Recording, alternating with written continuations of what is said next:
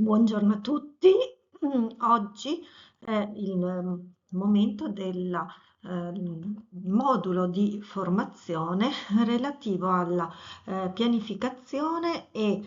progettazione delle realtà che si occupano di agricoltura sociale. Io sono Patrizia Borsotto. Di cosa parleremo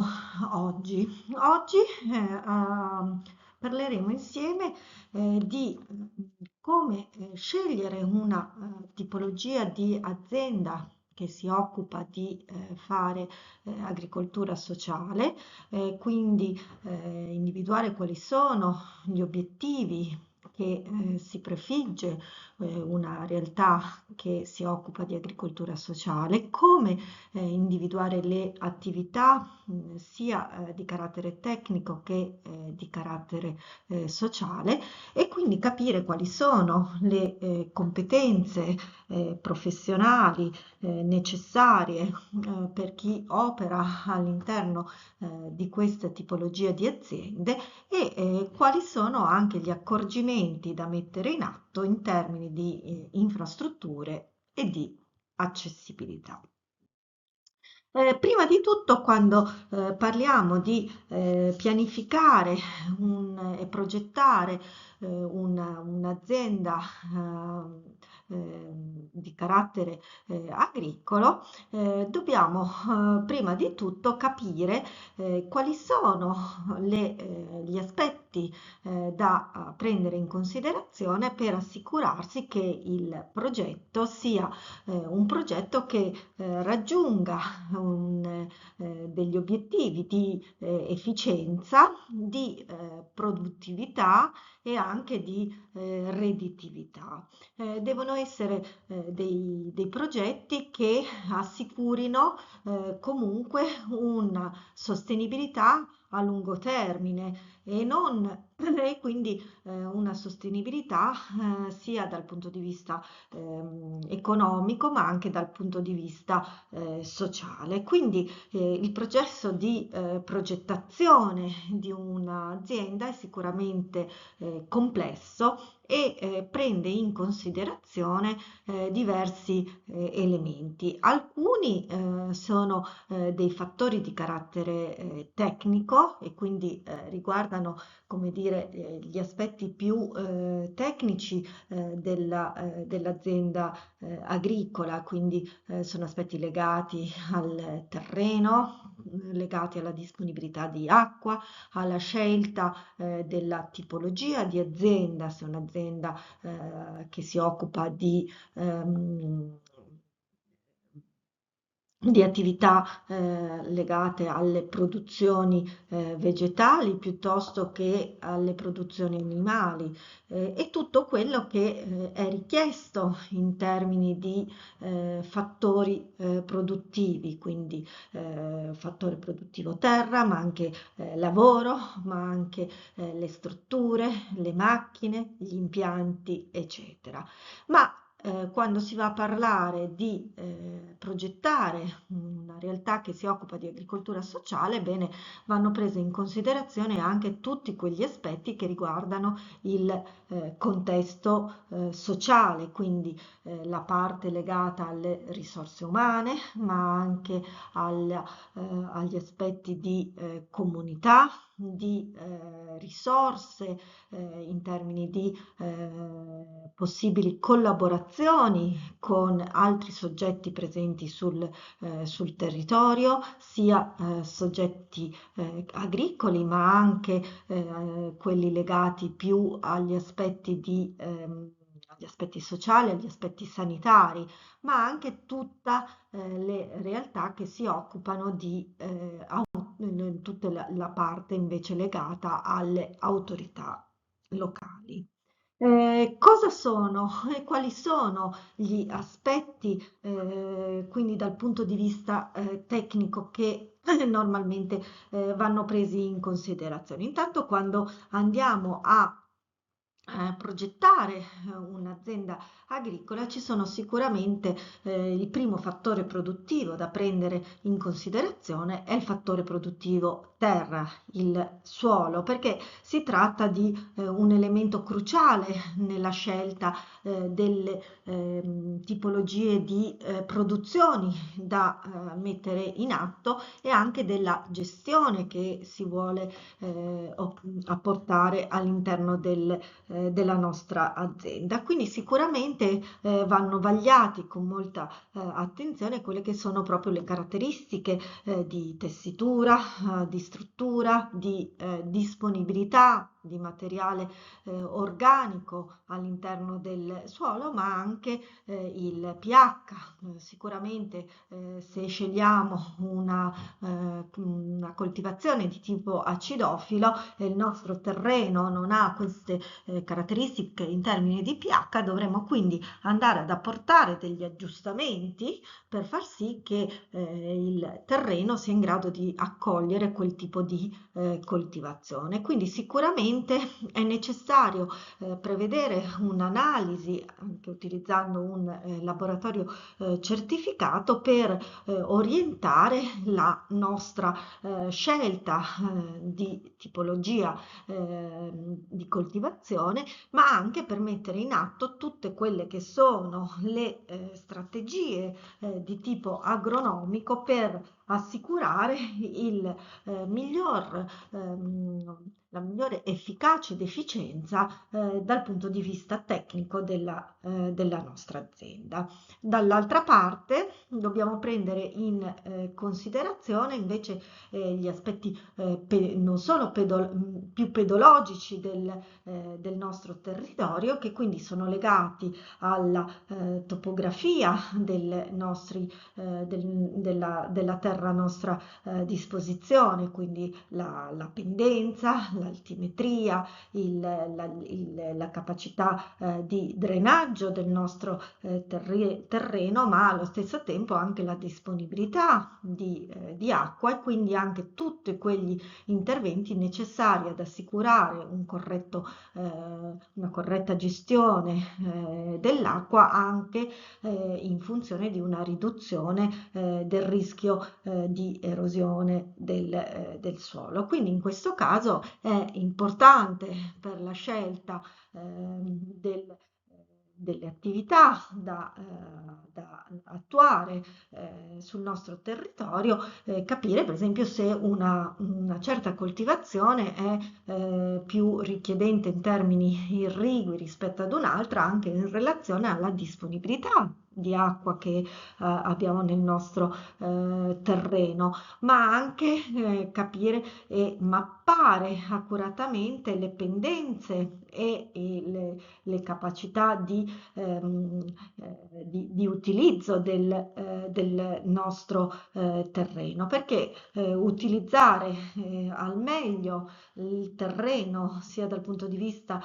pedologico che dal punto di vista organico permette quindi di migliorare da una parte le rese che avremo all'interno della nostra produzione e dall'altra ridurre sicuramente quelli che sono gli impatti ambientali, quindi assicurare una buona sostenibilità in termini anche ambientali dell'azienda. Va sicuramente tenuta conto anche della dimensione stessa dell'azienda, quindi della disponibilità che abbiamo in termini di SAU, quindi di superficie agricola utilizzabile, al fine della scelta della tipologia di azienda, ma anche in termini di disponibilità di spazi da adibire alle diverse strutture necessarie per l'attività di tipo tecnico, il ricovero dei mezzi e delle attrezzature o addirittura la realizzazione di serre o tunnel nel caso si decida di scegliere delle attività invece svolte in ambiente protetto, ma anche nel caso invece la nostra scelta riguardi un'azienda di carattere zootecnico, biologico, la possibilità di avere spazi per ricoverare gli animali,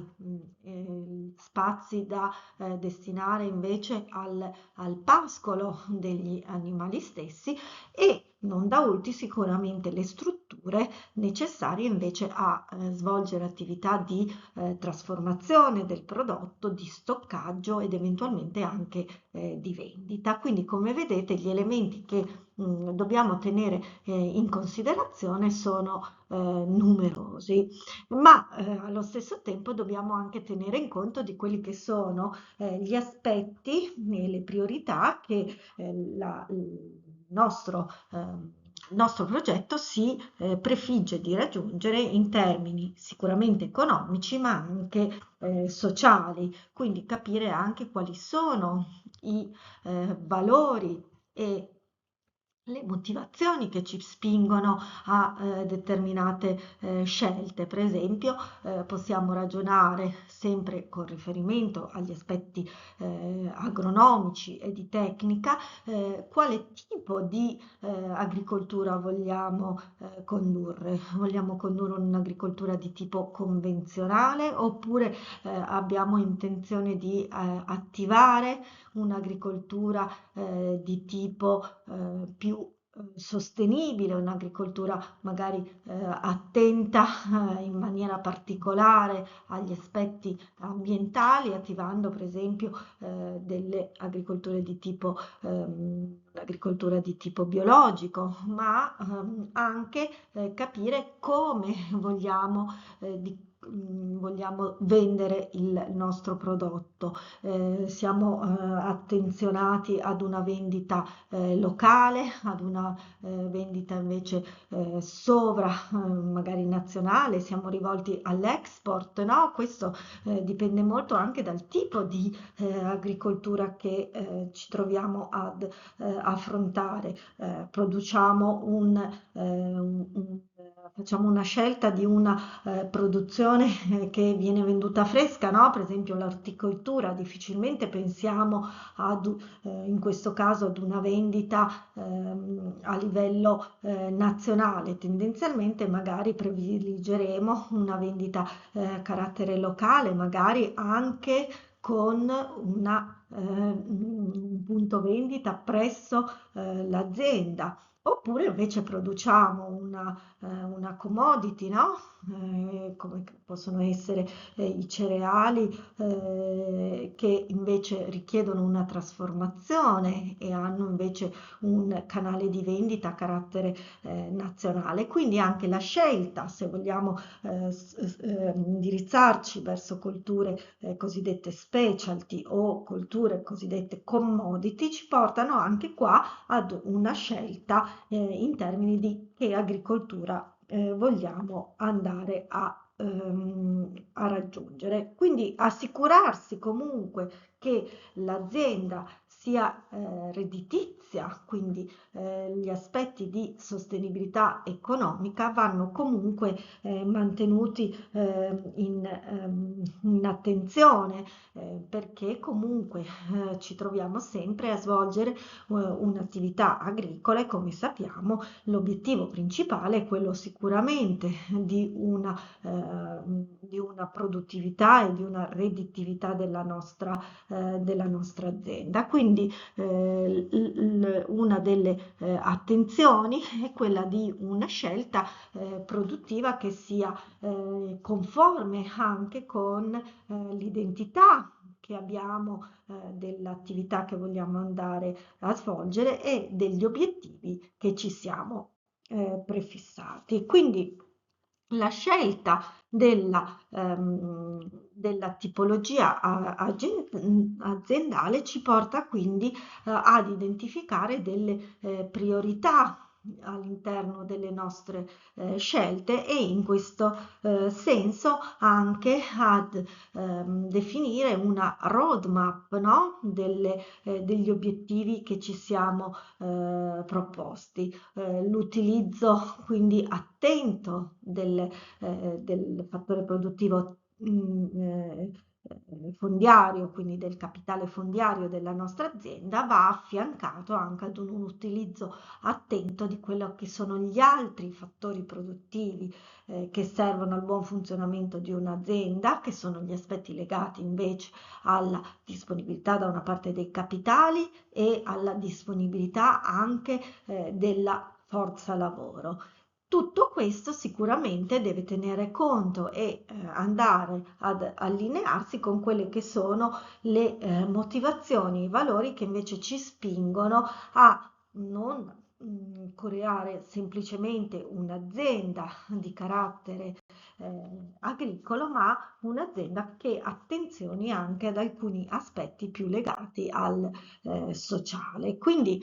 la scelta, abbiamo detto, delle colture e delle bestiame è fondamentale per pianificare l'assetto dell'azienda agricola i fattori chiave che influenzano questa scelta li abbiamo identificati nella posizione dell'azienda, nella qualità del suolo, le caratteristiche pedologiche del suolo, nella disponibilità di acqua e della capacità di drenaggio del terreno, ma anche dobbiamo tenere conto degli aspetti climatici del territorio dove andiamo a realizzare la nostra attività di agricoltura sociale, tenendo conto anche di quelli che sono attualmente i cambiamenti climatici che si stanno approntando e che stanno portando anche a cambiamenti nelle scelte produttive. Questo può essere per esempio il caso di un'azienda che già è definita dal punto di vista dell'ordinamento tecnico, ma alla luce degli attuali cambiamenti climatici vuole effettuare dei cambiamenti nella propria tipologia produttiva, anche tenendo conto di altri aspetti come quelli legati al sociale. Quindi, oltre ai fattori così che abbiamo detto di carattere tecnico, dobbiamo anche tenere conto di quelli che sono gli obiettivi e la visione che la nostra azienda, il nostro imprenditore agricolo ha in questo senso. Quindi allineare le scelte alle condizioni, alle caratteristiche delle aziende agricole hanno sicuramente una capacità nel migliorare sia la produttività sia la redditività dell'azienda. Quindi scegliere il giusto orientamento produttivo in una azienda che si occupa di agricoltura sociale significa sicuramente trovare un equilibrio tra quelli che sono gli aspetti legati alla redditività economica dell'azienda, quindi gli aspetti più strettamente legati alle attività agricole, e invece quelli che sono gli obiettivi di carattere più sociale dell'azienda. Le attività produttive devono quindi essere delle attività che siano anche tecnicamente fattibili, siano socialmente significative e economicamente sostenibili. Questo vuol dire che anche nel scegliere c'è una relazione stretta tra la scelta della tipologia di azienda con quella che è invece l'aspetto di scelta di quelli che sono le scelte di carattere più sociale, quindi quelli che sono i fabbisogni sociali e anche quindi il gruppo, il target a cui si indirizza la nostra attività. L'iniziare a identificare le esigenze specifiche del target coinvolto nell'attività di agricoltura sociale è il primo punto su cui andare a ragionare, perché è molto diverso lavorare con soggetti con disabilità, rispetto a soggetti con problemi di salute mentale o piuttosto con ex tossicodipendenti o con ex detenuti, così come con giovani disoccupati di lungo periodo o addirittura con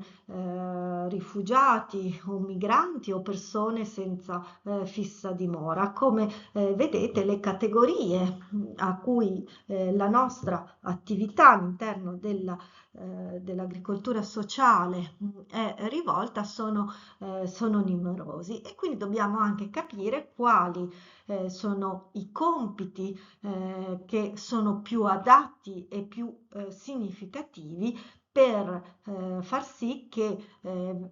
si raggiungano gli obiettivi di inclusione, di benessere, di autonomia, di integrazione di questi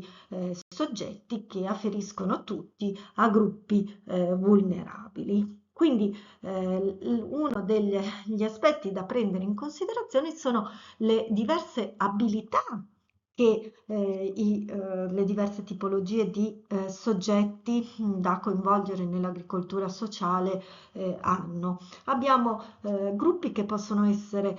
diversi sia per esigenze ma anche per capacità di lavoro. Per esempio, le persone con disabilità di carattere fisico o intellettuale spesso hanno bisogno di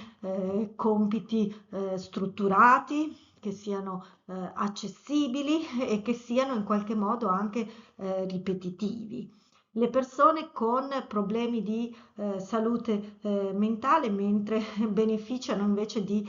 ambienti più tranquilli, anche in questo caso delle routine prevedibili e un contatto diretto con la natura porta giovamento, porta un raggiungimento degli obiettivi di autonomia e di benessere per questi soggetti. Mentre per esempio per i giovani o i cosiddetti NEETs, cioè i giovani che sarebbero in età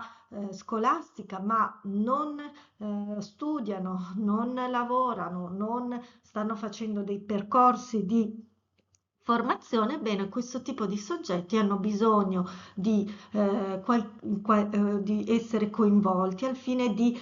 essere responsabilizzati, venga riconosciuto loro l'impegno e gli sia dato l'opportunità di rientrare nel mondo della formazione o nel mondo professionale. Per quanto riguarda invece, per esempio, i migranti o i rifugiati, le esigenze sono più di carattere integrativo, la pratica in termini di apprendimento della lingua o l'identificazione delle competenze più specifiche e le abilità proprie di questi soggetti. Per i soggetti che derivano da periodi di tossicodipendenza piuttosto che di detenzione, in questo caso sono da prevedere dei percorsi di reinserimento. Ed infine abbiamo anche la categoria dei cosiddetti anziani che invece hanno bisogno di attività più leggere dal punto di vista fisico, di stimolazione della memoria e di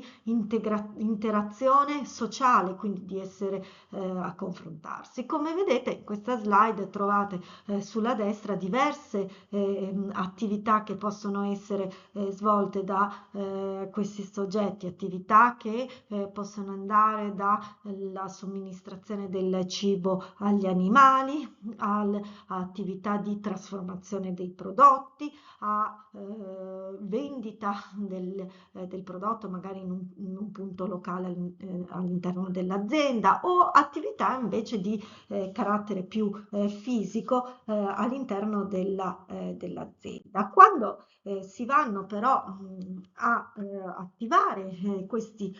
percorsi è necessario prendere in considerazione con molta attenzione quelle che sono le capacità, ma anche i limiti di questi soggetti, e quindi individuare dei compiti che siano più adattabili alle loro possibilità. In questo caso dobbiamo valutare sia le capacità fisiche, quindi in termini di forza, di resistenza, ma anche di mobilità, ma anche le cosiddette capacità, abilità cognitive, no? La capacità di memorizzare, di concentrazione, ma anche di eseguire istruzioni più o meno complesse. Non da ultimo anche tutta la parte di disponibilità emotiva e sociale, quindi le abilità legate alla capacità di lavorare in team piuttosto che di gestire lo stress o la frustrazione, no? Di determinate attività, sono elementi che vanno presi in considerazione al fine di adattare i compiti a quelli che sono le abilità specifiche dei singoli soggetti. Quindi i bisogni sociali, ma in alcuni casi anche terapeutici, sono centrali nella progettazione delle nostre realtà di agricoltura sociale. Quindi dobbiamo capire quali sono i supporti che eventualmente hanno bisogno gli individui in termini di educativi, in termini psicologici o medici. Dobbiamo capire quindi anche qual è l'obiettivo che si vuole raggiungere con il loro inserimento all'interno di un'azienda agricola. Si tratta di obiettivi di inclusione lavorativa, oppure si tratta di obiettivi più a carattere, diciamo, medico, quindi riabilitativo, oppure possono essere anche obiettivi di carattere educativo o di carattere più legato al lavoro, quindi a un reinserimento all'interno del mondo lavorativo. I partecipanti, bisogna capire, i partecipanti a queste attività va anche valutato con loro la necessità della supervisione, ma sicuramente di quella che è la loro autonomia nello svolgere le attività, e anche qui andare ad individuare quelle che sono le attività più idonee alle loro abilità. Questo aiuta a determinare l'intensità e il tipo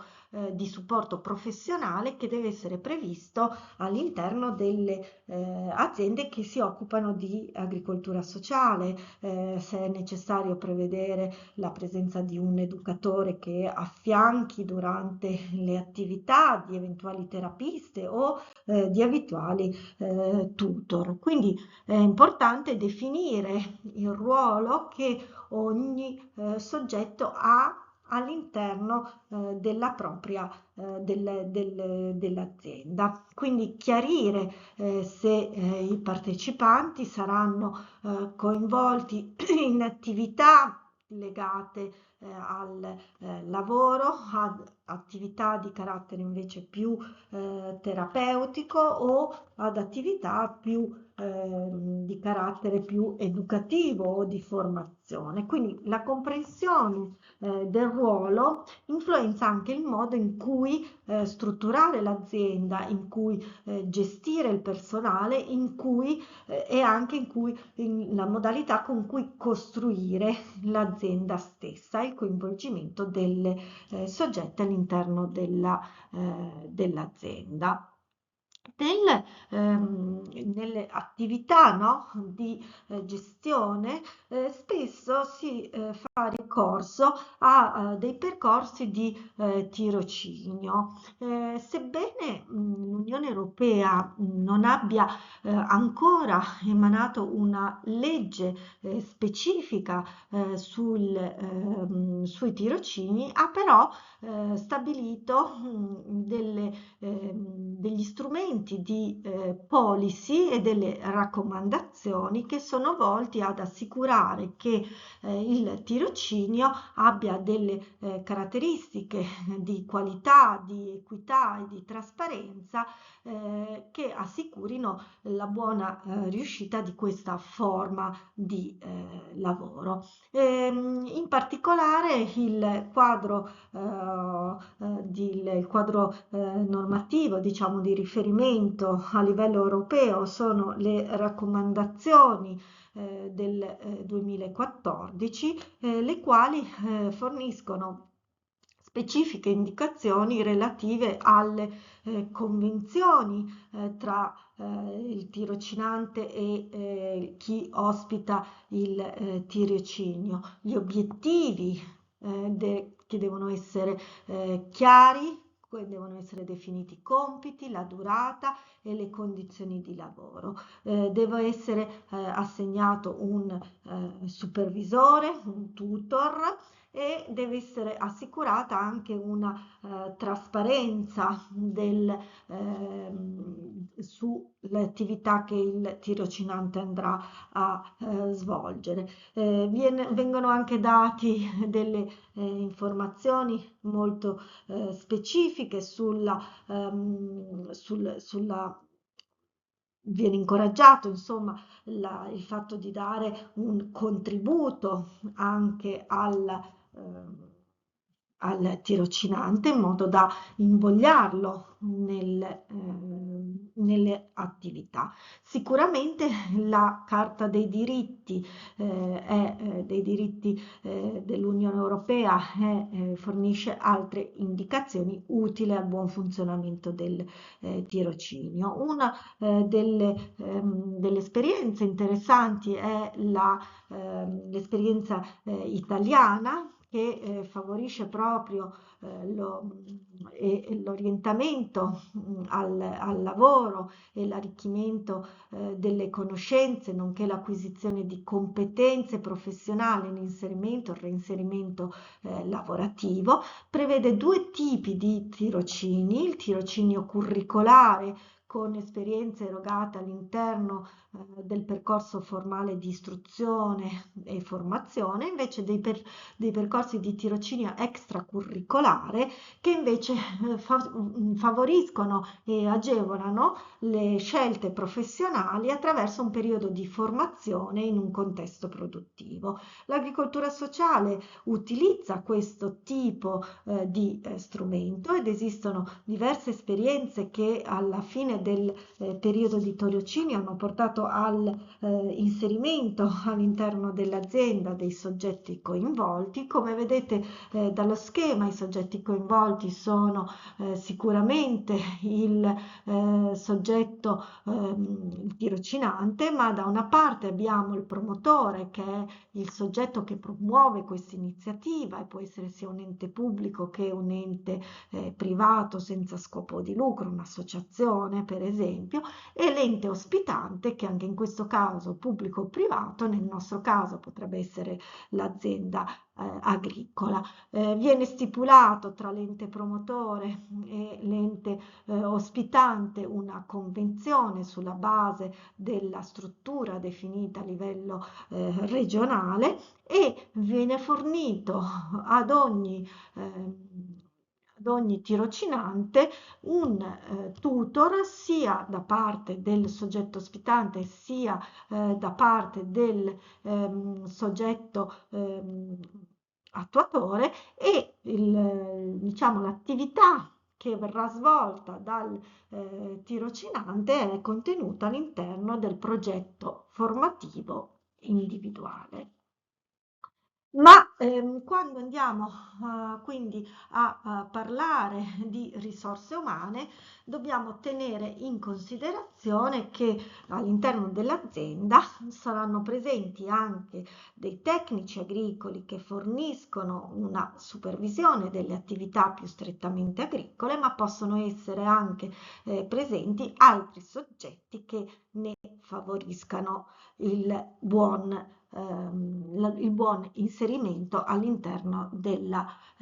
dell'azienda. L'identificare le attività più idonee alle diverse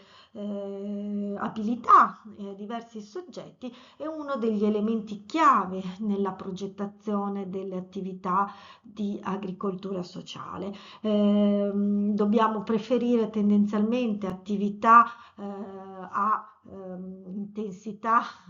bassa di lavoro, magari a bassa meccanizzazione, che siano ripetibili, per esempio le attività legate all'orticoltura, alla coltivazione di erbe officinali, l'allevamento delle api o allevamenti su piccola scala, così come la manutenzione, la gestione dei frutteti, sono sicuramente attività che sono rispettose di quelle che sono le abilità dei soggetti e che favoriscono quindi una buona manualità e responsabilità del lavoro dei soggetti coinvolti. Come vediamo, la fattoria, l'azienda agricola è un'azienda che ha attività anche che devono essere produttive, no? Quindi la persona va inserita all'interno dell'azienda con particolare attenzione. Quindi va tenuto ben chiaro in mente il ruolo che ha l'agricoltore all'interno delle attività delle aziende che si occupano di agricoltura sociale. Deve assicurare e condividere con i partecipanti tutte le fasi dell'attività in azienda, perché questo favorisce comunque il pieno inserimento all'interno dell'azienda dei soggetti coinvolti. Va anche tenuto conto magari degli aspetti legati anche alla vendita e alla commercializzazione del prodotto, perché ricordiamo che gli aspetti di sostenibilità economica sono un elemento chiave della nostra azienda che si occupa di agricoltura sociale. Quindi anche magari la presenza di uno store, di un punto vendita di prodotti all'interno dell'azienda può assicurare il buon coinvolgimento dei soggetti. Ma un elemento importante da prendere in considerazione è le strutture che dobbiamo inserire all'interno delle aziende, che devono essere delle strutture altamente accessibili, che tengano conto di quelle che sono le necessità in termini fisici, ma anche sociali, insomma, delle diverse possibilità da parte del soggetti coinvolti all'interno delle aziende di agricoltura sociale di poter utilizzare al meglio le strutture presenti. I locali quindi devono essere dei locali abitabili, devono essere in conformità con la normativa vigente. Per esempio in Italia i regolamenti attuativi a livello regionale della legge nazionale sull'agricoltura sociale richiedono dei requisiti specifici, requisiti di carattere generale, quindi igienico-sanitari, piuttosto che i requisiti minimi per i locali di civile abitazione, ma anche alcuni aspetti particolari da attuare per assicurare l'accessibilità dei locali. L'agricoltura sociale poi non si svolge solo presso alcune diciamo, strutture al chiuso, ma opera anche all'aperto, quindi dobbiamo assicurare buona fruizione e l'accesso a tutte le parti dell'azienda. Bisogna fare attenzione alla progettazione di quelle che sono le esterne, nel caso abbiamo necessità di coltivazioni protette, dei ricoveri per le attrezzature, dei capannoni, ma anche dei laboratori dove svolgere la trasformazione o delle sale destinate agli incontri, così come la predisposizione dei bagni atti e accessibili. Per quanto riguarda in particolare le strutture, dobbiamo porre attenzione a seconda del tipo, per esempio, di